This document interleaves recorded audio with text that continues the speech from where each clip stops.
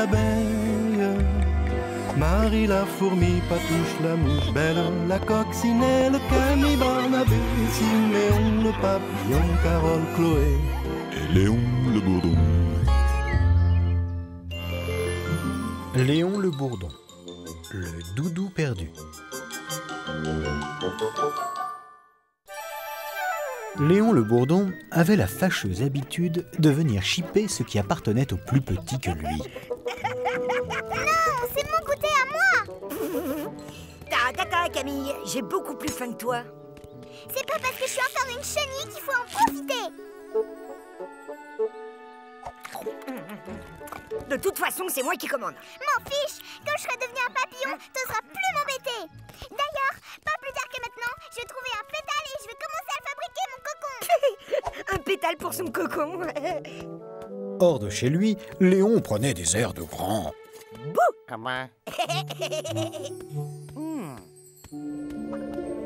Mais le soir venu, il ne pouvait s'endormir sans son cher doudou, un vieux pétale de fleurs. Mais un matin... Mais... Mon doudou disparu.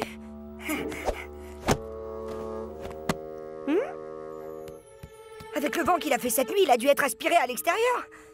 Je ne pourrai jamais m'endormir sans lui la nuit prochaine. Léon aurait bien demandé de l'aide à ses plus proches voisins. Mais délicat pour un bourdon qui joue au dur d'avouer qu'on dort encore avec son doudou. Comment retrouver mon cher pétale au milieu de toutes ces fleurs? Je vais trouver un pétale et je vais commencer à le fabriquer, mon cocon. Camille, cette sale petite rancunière me l'a sûrement volé. En fait, l'indécise petite chenille était toujours occupée à chercher son pétale idéal. Donne-le-moi immédiatement. Désolée, Léon. Aujourd'hui, j'ai pas de goûter. Mais non, idiote, je parle du pétale que tu as ramassé. Mais je t'assure, je n'ai trouvé aucun qui... Rends-le-moi immédiatement ou sinon... Mais voyons, Léon. Je te préviens que si tu me le rends pas... Encore ce maudit bourdon. Si j'avais trouvé un pétale, je t'assure que je te le donnerais tout de suite, Léon. Je te préviens, Léon. Si tu n'arrêtes pas immédiatement d'embêter Camille, il dit que je lui ai pris son pétale. Hein quoi? Mais pas du tout. Elle invente n'importe quoi. Même que hier, il m'a déjà pris mon goûter. Et c'est quoi cette histoire de pétale? Mais... Oh, et puis, si tu commences à croire tout ce que disent les enfants... Hein... Tu sais, Camille, moi j'en ai bien un. Il me sert à astiquer les meubles. Ça irait pas pour ton cocon. C'est un vieux pétale. Un vieux pétale? Un peu de cire sur mon chiffon. Je la tiens enfin, ma voleuse. Rends-moi mon doudou. Hein? Léon comprit que ce n'était pas son pétale. Non, je voulais dire... pour que le bois soit doux. T'as raison de le nourrir avec de la... Léon, on frappe avant d'entrer chez les gens. Je m'en vais. Comme chacun le sait, les objets ont une fâcheuse tendance à disparaître, comme ça, un beau jour. Tu as perdu quelque chose? Non, je cherche juste ma tête d'oreiller. Elle a dû s'envoler. Si je peux t'aider, dis-moi juste à quoi elle ressemble. C'est un pétale de rose. Ne bouge pas et ferme les yeux. Abracadabra.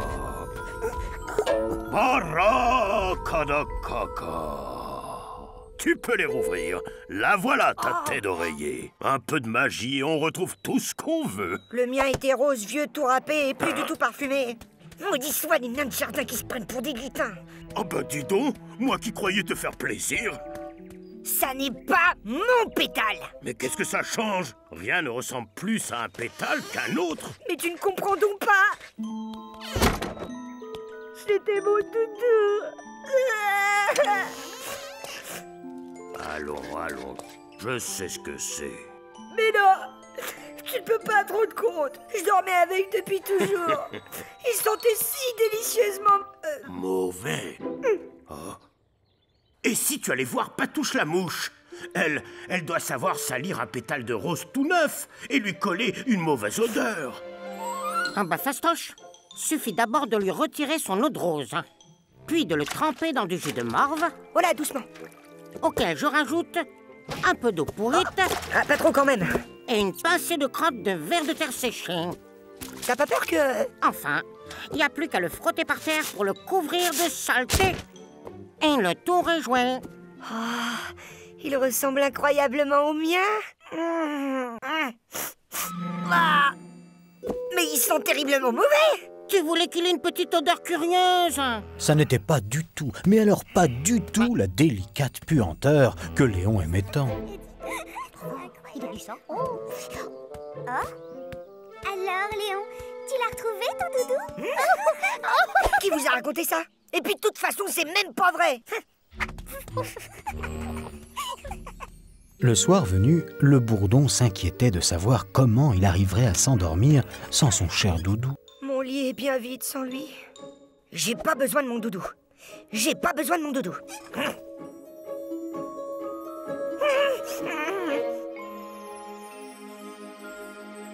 Léon avait dormi sans son doudou. Ça y est, j'ai réussi! Il fallait annoncer la bonne nouvelle à Benjamin. Benjamin!